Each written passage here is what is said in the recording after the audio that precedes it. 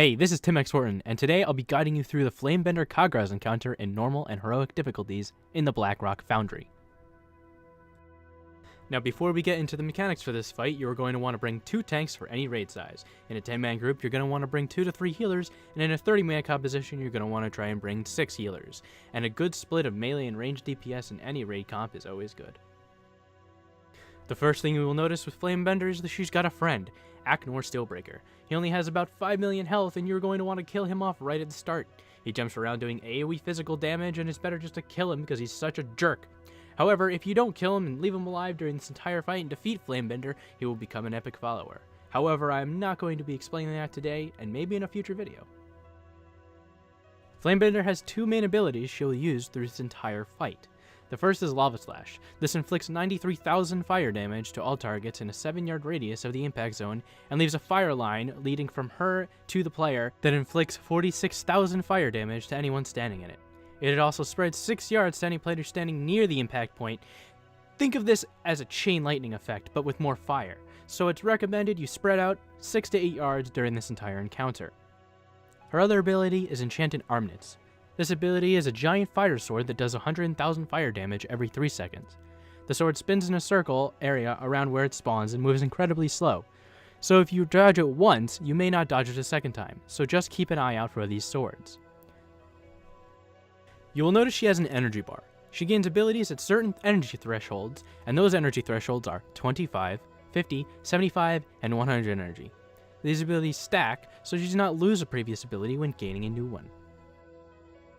At 25 energy, Flamebender casts Molten Torrent. This is a giant meteor that does 670k fire damage after 6 seconds. This damage can be split between players, and when you get it, you should run into your melee group to split the damage.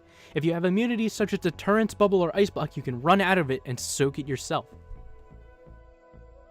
At 50 energy, 2 Cinder Wolves will spawn that are linked with a fire chain. One wolf will be overheated and needs to be tanked next to the boss.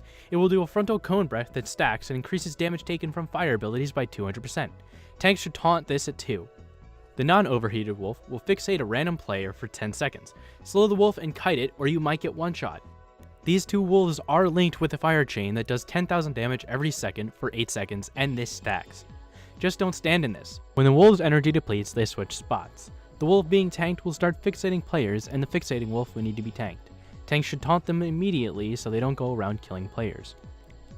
The last thing you need to know about these wolves is that they can cast ability called Rekindle when one of them hits 0% HP.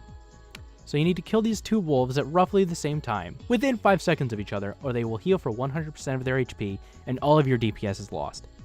At 75 energy, Flamebender will cast Blazing Radiance. This does 41,000 damage to all allies within 10 yards of it every 2 seconds for 10 seconds.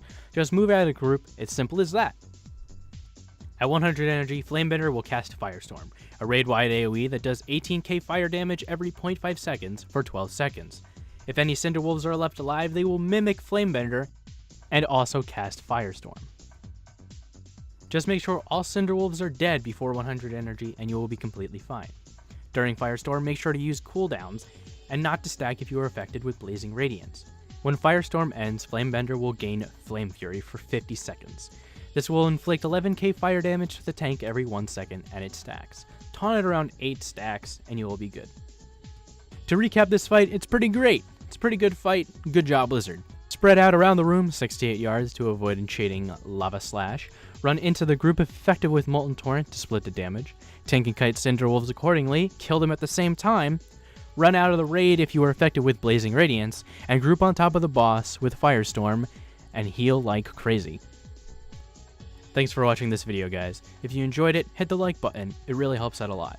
Subscribe if you really enjoyed it, and if it helped you kill the boss. And for more guides in the Blackrock Foundry. Thanks again, and good luck.